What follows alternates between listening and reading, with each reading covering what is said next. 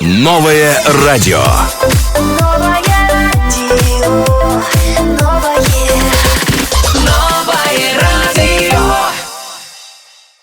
برنامه شما شام بخیر باشد و اینشان در مهمونی برنامه رادیوی نو قرار دارند. یکی از شخصیت محبوب و نمایان در شو بیزنسی توجیک، پرودیوسر، شوومن، نفری که واقعا در ساحه صنعت بسیاری ها رو دستگیری میکنند، فعالیت ایجادی خود رو برای منفعت کور مردم پیش میبرند. بحریدینی سابور، خوش آمدید به برنامه. تشکر، فدای مهربانی های شما. بسیار سخنهای خوب گفتید. شام بخیر شنوندگان رادیوی نو، البته به همه راهروان‌های سفید، به همه نفرانی که در خانه‌های خویش هستند استراحت خوب. سلامت باشید. شنیدنی بهترین یک صحبت را آوردم. خب بحریدین، برنامه ما چون ما و شما برابر دیده ایستادیم، این وقتی شام است، یعنی برنامه شامگاهی است. بله. من نخستین سوالی که با تمام مهمان‌های می اومده پیشنهاد میکنم، نخستین سوال این چنین که شام شما عادتاً کی سر می شود، در کجا با کی اون رو استقبال میگیرید؟ من وقتی شام برای شما از کی سر می شود؟ شام ما عین حال همین وقت ساده‌گر باشیم در پروبکای شهر یعنی در راه‌های در شاهراهای دوشنبه که بسیار تنبشوی نقلیات به نظر می رسد. ما بسیار مشاهده میکنیم فعالیتی قریب همه نمایندگان ساحه صنعت هنر رو که مول محصولات فعالیت کاری ایجادی رو بیشتر در صفحه اینستاگرامی خود میگذارند و شما نیز استثنا نیست. بسیار در اونجا فعال هستید و چگونه شما میتونید که در یک وقت هم اون صفحه رو پیش برید، هم فعالیت ایجادی خود رو، هم رولیک و ثبت برنامه‌هایی که در شما بسیار است، چقدر در یک وقت به این چیز شما موفق میشید؟ تشکر زیاد. بسیار سوالی به مورد. میدونید زرنگارو اصلا کار ایجادی ما هم در صفحه اینستاگرام و یوتیوب است.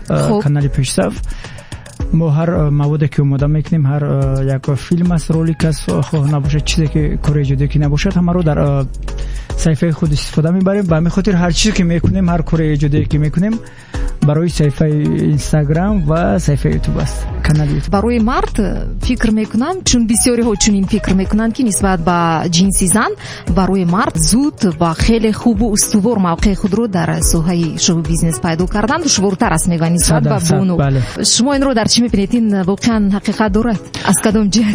نه تنها در تاجیکستان، در تمام سیاره دنیا ما فکر میکنم که همین گونه است. بله، چون این طبیعی است که وقتی که خانم صحنه میبراید توجه نسبت او زیاد میشه. خب شما که البته چون میبراید با پیراهن‌های خیلی زیبا، با چشمان آهویی، با پریچاسکه‌های غیر آرایش‌های مخصوصی موی، چگونه نتوانند شما را توجه نکنند؟ از اونی که مردم میبرن با یک کستون بروک و با یک یعنی مقرراً چگونه که مرد باید باشد. بله، من طبیعی است که بانوان زیر توجه بیشتر قرار میگیرن چه مردها.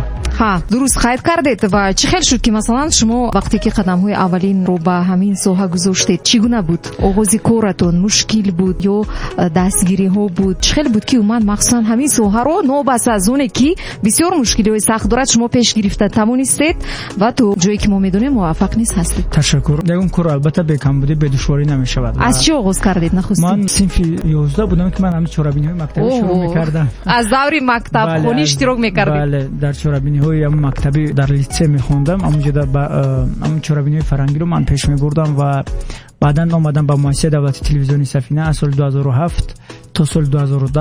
بعداً باز در شبکه اولم کار کرده، در رادیو هم کار کردگی هستم، در رادیو صدای دوشنبه 2004. خلاص با زحمت، با دشواری هنوز به همین جای راه رسیدیم. باز ظفرهای بزرگ در پیش حالا.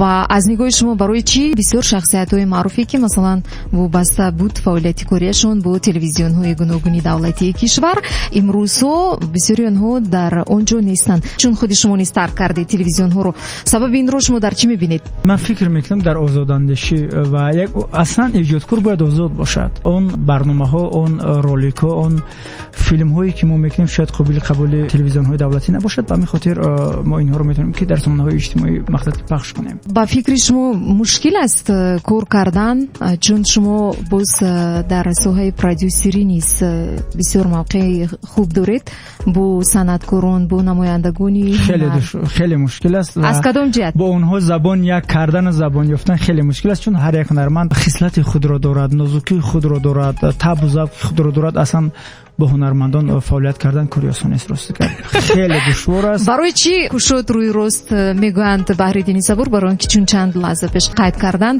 طرفدار آزاد فکری هستند. این خوب است، اما این واقعی با گوش صدا میده. ما حتی در روی همه هنرمندان میگم که با شما کار کردن آسان نیست، چون مشکل است، خیلی مشکل است. خیلی در جواب به شما چنین نمیگویند؟ امیدواریم نه نمیکنن. چرا؟ شاید از پستون دیگن. شاید میگن که هر کار به خود نازکی دارد. وقتی که شما یگان کار و فعالیت رو البته آغاز میکنید، یگان نقشه رو میکشید، منفعتی اون رو نیست پیش از همه به نوبت میگیرید. یگان مهنت بیهوده کردن نمیشود. نه، من به نوبت نمیگیرید. من در همه حالت صفت عالی نتیجه کار در مد صفت مهم است. بله، برای ما یکم صفتی کار ما در مد اول میمونم، بعد فایدهش رو اصلا خرید وقتم نه.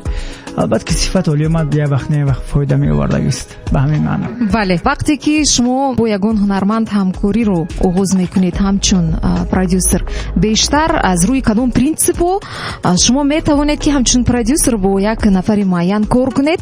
با چی تکیه میکنید؟ یک پرودیوسر باید در حیات خودش کوزرهای خودش داشته باشد، بعضا سکرت‌های خودش داشته باشد که به آنها عمل کنند. اصلا وقتی که هنرمند خود کار میکنه، یکم با خاراکتر آوازی او باید شناس شوی. اگر هنرمندی مثل سراینده باشد، با خاراکتر صدای او شناس شوی و موافق با خاراکتر صدای او باید سرود بیابیم، باید آهنگ روشی مخصوصی خود رو پیدا کرده تواند. بله. چگونه است مثلا در شما بیشتر با نفرانی که علاقه محبوبیت دارند و پیدا شدند همچون پرودیوسر کار میکنید، یا با نفرانی که آغاز میکنند؟ من با آغاز میکنم، من بیشتر هم دستگیری میکنم تا وقتی که میبرند خچانا میگیرن. بود دولتایی که مثلا شما یک نفر رو به یک زینه معین برداشتید و امون مهنت شما دیگر پیش چشمانش شهید شد، شاید شما یک مینداری هم ندیدید از این نفر. به پرده من میگویم در اینجا شاید امین لحظه چندین هنرمندان گوش کرده ایستاده باشن، من میگم که شما بتونید بگویید نامشون رو نمیگم که همه هنرمندان، همه سراینندگان از صدای خچان میندارند. از اون اینه که یک از مهنت شما، از اون اینه که یک پرودیوسر چقدر پشت هنر اینها زحمت کشید، همشون از صدای خچان میندارن. تمام. لیک برای من فرق نداره. من برای فعالیت ایجادی خودم همین کارو انجام میدم که من همچون پرودیوسر میخوام نشون بدم که ما از نول برداشته، یعنی که با یک شخصیت تبدیل داده توانستید. گرچه که من میدونم البته عزت و آبرو همش در دست خداوند است. درست از مو وابستنی. شاید همین چیز سبب هم هست که موقعی سبب میشویم. بله، در تمام ویدیو رولک یا دیگر چیزایی که خصوصیتی تبلیغاتی یعنی رکلاموی که دورند شما اشتراک میکنید، پیش از اون که همین گونه تکلیف رو قبول کنید، با شما چی مهمتر است؟ نفوذی همون شرکت یا تشکیلات یا اینکه از جهت مبلغ؟ در این مسئله فقط پول برای ما موقع دارد. بله، موقع نقش اساسی دارد. اول من میبینم که مثلا چگونه شرکت است، چی محصولات دارد و کی اون ویدیو رولک رو بنوار میگیرد و در کدام ثبت تنظیم کرده پیش در کدام صفت. بله، صفت. و البته پولم به این نمیشود. از نگاه شما شومن حقیقی چگونه باید خصوصیات خصلت رو داشته باشد که میتواند خود رو همچون یک شومن واقعی کسبی به مردم معرفی نماید؟ شومن حقیقی رو با این صفات ها میتونم ببینم: ملکه خوب، ایده های نو، البته پیشنهادهای تازه، طرز پیشنهاد نو باشد، جالب باشد. در خودی مثلا کوری شما بیشتر وقتی که یگون لویها یگون چیز رو آماده کردنی میشوید، بیشتر به چی توجه مخصوصی رو میکنید؟ پرینسیپ ایجادی من همین است که هر لویهایی که من پیشنهاد میکنم باید یکم باشد و مثلش نباشد، تکرار نباشد، نو باشد. یک لویه شما هست که واقعا من حالا مثلش رو ندیدم، این بانوی پرهنر است، در اون بسیار واقعی و نوار گرفته می شود، به یگون گفتن ممکن فالش. کی و چخل همین فکر با سر شما اومد که مخصوصا یک همین گونه لویه رو آماده کنید و پیشنهادی مردم؟ بار اول راستش رو میگم، در برنامه رادیوی نو البته این لویه روز که تقریبا 4 سال پیش در سامانه‌های اجتماعی در آن وقت ادنا کلاسیک بود. бале як суратеро як хонумеро дидам ки назди гов менишаст бо як бонуи албатта бо либосҳои бисёр муосир албатта тоҷик набуд ғайри тоҷик буд чи аврупои ғарб шояд бале намедонам буд назди гов буд ва яъне ки дар ҳамон акс маълум буд ки хеле метарсад ва мехоҳад говро биҷӯшад. ҳамин суратро ман дидам ва ҳамин идея ба сари ман омад ки чӣ мешавад ки ман ҳаминро барнома кунам бо духтарои шаҳрро ба деҳа бубарем ва ҳунари онҳоро дар деҳа бубинем. Аҷоиб буд. Ба сари шумо омад. Бале. Буданд ҳолатҳое ки шояд он қадар худро хуб эҳсос накарданд, бароишон тааҷҷубовар буд онҳое ки дар ҳамин барнома шумо иштирок карданд. шартҳои барнома ҳамин аст ки метавонанд наметавонанд бояд иҷро кунанд. Фарқаш нест бояд ки азодаи шартҳо бароянд. розӣ мешуданд тамаёнҳое ки шумо даъват мекардед? бале розӣ мешаванд бе ягон мушкиле. бале чун як шахсият шинохта онҳо низ кӯшиш мекунанд умуман аз албатта ин барнома маърифӣ мекунад бори дигар баланд месозад. ба фикри шумо аз рақибонатон бо чӣ фарқ мекунед? ман ростиша бугу ман фикр мекунам ман рақиб надорам. ягона Peshsaf аввалин. бале аввалин ва нотакрор. хуб аввалин аз аввалинҳо. фикри ман шояд ман иштибоҳ кунам ман дар самти худам роз гап намебинам ягон рақиб. воқеан мо низ гуфта метавонем ки чунин аст чун мушоҳида намешавад. инҷо паёмак омада расидааст аз як нафар шунаванда рухшонаи сайдулло мегӯянд ки салому дуруд гуфта истоданд. хушомадед ба студияи радиои нав барномаи пурхунар ва дар ин бора пурсида истоданд ки дар чанд муддат як маротиба сабти нави худро мебароред ба барномаи пурхунар. вобаста рӯз дига ба қавли ба настрени ма кайки хом метавонам ки ҳар ҳафта сабт кунам ва метавонам ки дар як моҳ як маротиба. вақти муайян надорад? не вақти муайян надорад, не ки аз бас ки ҳоло ҳаво каме сард аст ба ҳамин хотир камтар барномаро хостем ба таваққуф бигзорем. аз он сабаб ки бештар дар берун аз хона гирифта мешавад. дар деҳот аст ба ҳамин хотир. айни замон бо ки бештар ҳамкорӣ доред махсусан дар ҷодаи продюсерӣ? рост дига бо ягон кас. сабабашро дар чӣ мебинед? 3 моҳ мешавад ки бо ягон ҳунарманд ҳамкорӣ надорам. сабабаш дар ҳамин аст ки камтар хаста шудам ва хостам ки фақат. аз кадом ҷаҳат? аз ҷаҳати рӯҳӣ ё ки молиявӣ? рӯҳӣ албатта. рӯҳӣ чун баъзан ҳунармандон бо худашон созиш намекунанд. ман байни худ яъне байни худ он қадар созиш намекунам. ба ҳамин хотир ман хостам ки беҳтараш ки ҳамин корҳои иҷодии худма каналма пеш барам ва ҳамон филмҳову роликҳои тарбиявии хешро идома бидам. инам фикри худ, яъне хостам ки дигар барои худам зиндагӣ кунам ва корҳои иҷодии худма пеш барам ва фақат худма реклама кунам, на танҳо сарояна. шояд ин умеди он нафаре ки дар дилаш умед дошта ки шояд дар оянда продюсер мешавед ва ба саҳна меояд, умеди онҳоро ба тамом мекушед дигар. яъне шумо дигар намехоҳам. не дӯстӣ дорам, бо ҳамаш дӯстӣ дорам, лекин дар самти продюсерӣ фаъолияти шумо қат аст? бале намехоҳам рост гап ҳамкорӣ расмӣ дошта бошам. фақат мехоҳам дӯстӣ дар кадом лоиҳа, дар кадом проекти ма кадом ҳунарманди барои ма писанд аст даъват мекунам. аз ҳамон лоиҳа боз ҷудо боз дӯстимон тамом. бале ин ҳам як навгонӣ дар соли 2021 нақшаҳо тамоман дигар аст ва Peshsaf ин як ширкати махсуси алоҳидаи агар мо хато накунем бале канал аст дар YouTube. буданд ҳолатҳое ки шумо ба як саҳнае баромадед ки бисёр пур аз меҳмонҳо иштирокчиёни махсуси олимақом буд ва дар ҳамон лаҳза дар дасти шумо баландгӯяк яъне ягон ҳолати хандовар ва ё ки аҷоиб ё ки ғайри чашмдошт рӯй дод ва шумо аз ин ҳолат чӣ гуна баромадед ё ки дар хотир доред ҳамин гуна ҳолатро? ягона хотироте ки аз соли 2008 то ин ҷониб 12 сол пеш дар хотири ман ҳаст. дар майдони калони 20,000-раи шаҳри нав шояд 20,000 одам буд. майдон он қадар одами зиёд намебурд, лекин одамҳо росто буданд. консерти шаҳзоди даврон буд ва суруд мехонд. ҳангоме ки суруди охирон замзама мекард, ман дар ҳамин ҳолат арсикола хӯрдам. ман намедонам аз кадом бори аввал ман ҳамин гуна шуд ки вақте ки ман баромадам дар ҳамон майдон ва сароянда сурудашро ба итмом расонд, ман баромадам. бовар мекунед изображение ҳасту звук нест. ба қавле одам ҳаст, звук нест, овоз умуман нест. ҳамин гулу маҳкам шуд. чӣ ки мо ҳамин қадар наздикем, ҳамин гуна одамҳо намефаҳмиданд овоза. чӣ кор кардед дар ин ҳолат? ма рӯзи гап ҳам як 4 мисраш шеър буд, 2 мисраш хондум, 2 мисраш овоз гирифт. دیگه همین خیلی با اشاره و ایمو اشاره همون مردم فهمیدم و فکر میکنم نمیدونم شاید فهمیدن یا نه.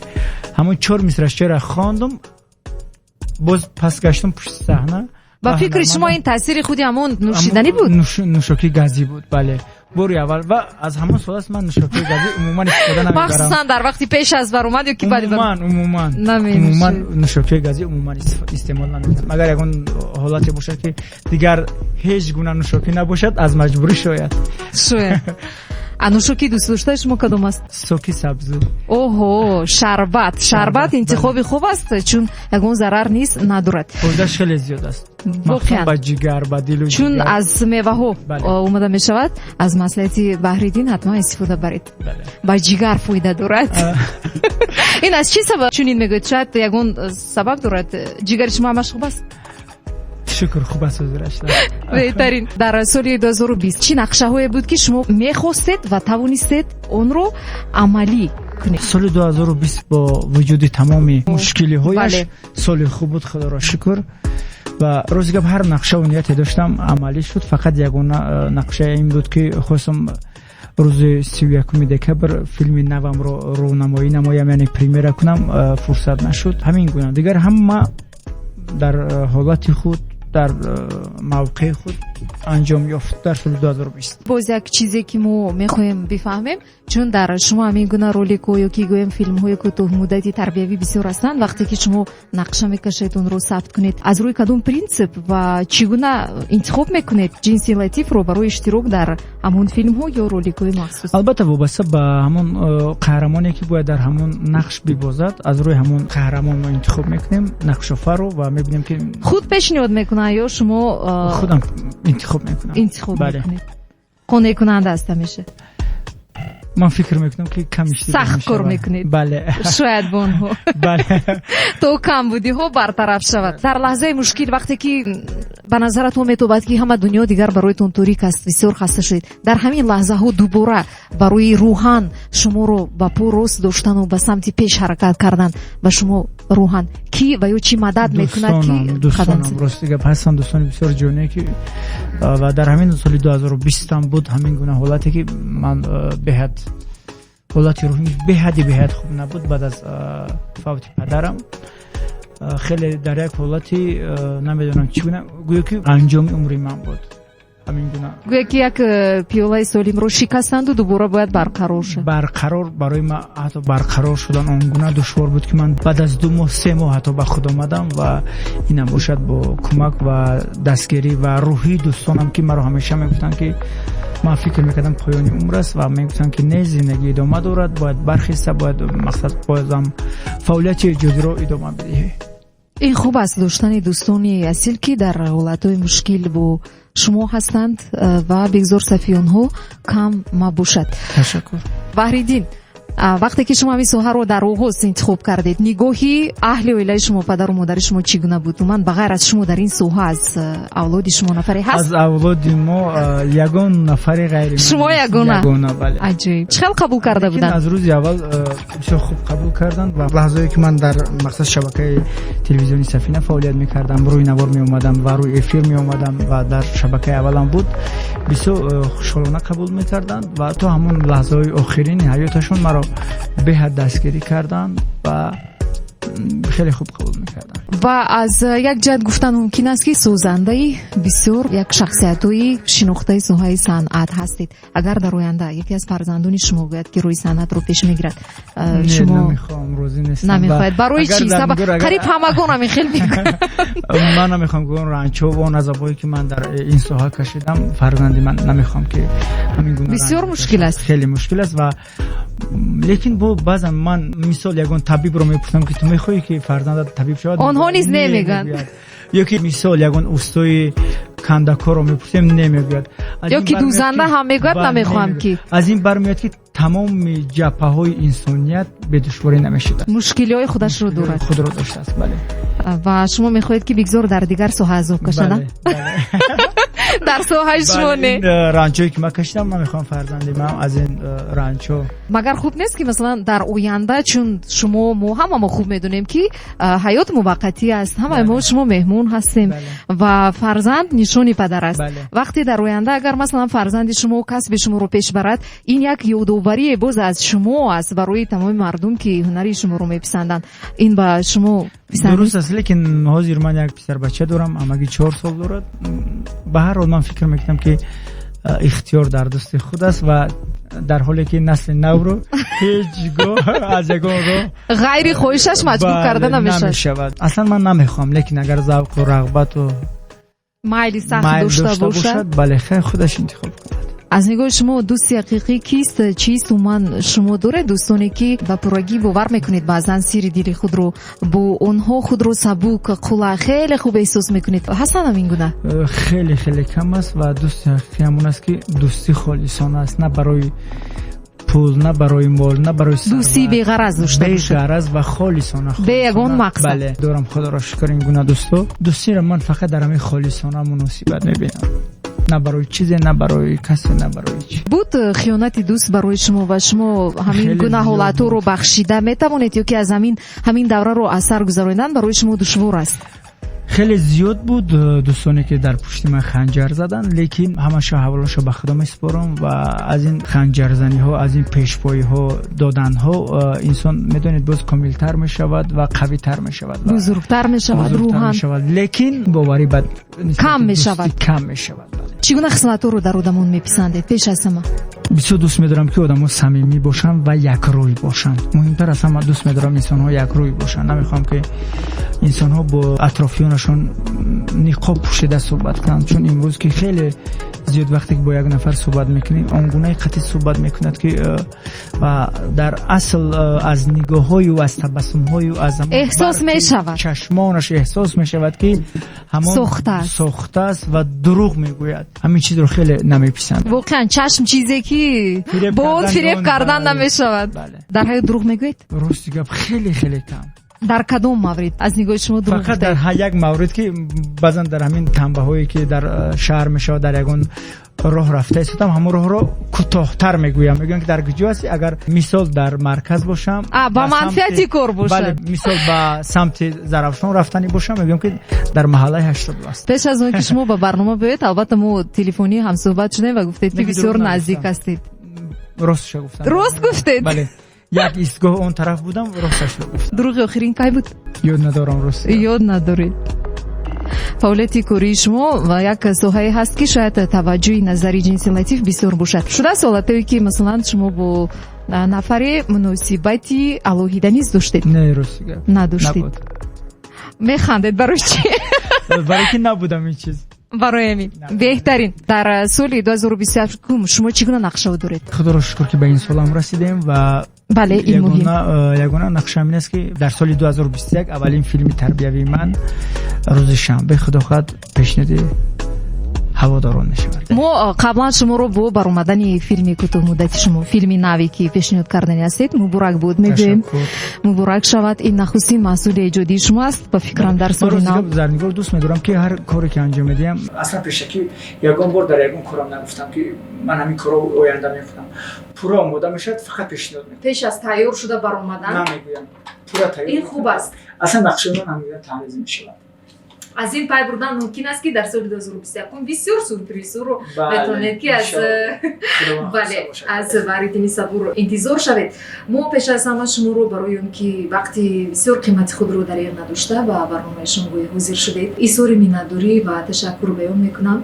برایتون پیش از همه در زندگی سلامتی تمنا دارم. بگذار همیشه اون نفرانی که در احاطه شما هستند اطرافتون با شما وفادار، صمیمی، واقعا خالصانه باشند. صفی دوستانی حقیقیتون زیاد باشد، در زندگی باشد، خوشبختی اولوی، دستاوردهای نه در جدایی ایجادی و تمنا دارم. تشکر. ما هم به شما و برابریت رادیوی نو به همتون برکت، سعادت میخوام و فقط یک سخن رو در همه جا میگم و در اینجا میخوام بگویم. آخرین سخنم است. میخوام بگویم که انسان همین گونه باید در زندگی رفتار کند که از زبانی و از دستی و از عملی و کسی دیگر آزار نیابد. اگر همین گونه انسان هستی پس تا خوشبختی فکر میکنم. بهترین سخن خیر باشد. تشکر. خوشبختی آوردن به نفران دیگر این خوشبختی دهچند برای انسان است. بار دیگر خوش آمدید میگویم. سپاس. عزیزان دل، اینشان در برنامه شامگاهی به تنفس قرار داشتند. یکی از شخصیت شناخته معروف پرودیوسر شومنی واقعی و نفری که و پیشنهاد فیلم ها و غیره تابع شما همیشه شد میسازند. بحریدینی سابور. امروز برنامه شنبه به تنفس دومین مدت با شما بودم. من زرنگوری رستم. عزیزان دل شماتون بخیر. در موجی نو بمونید. Новое радио.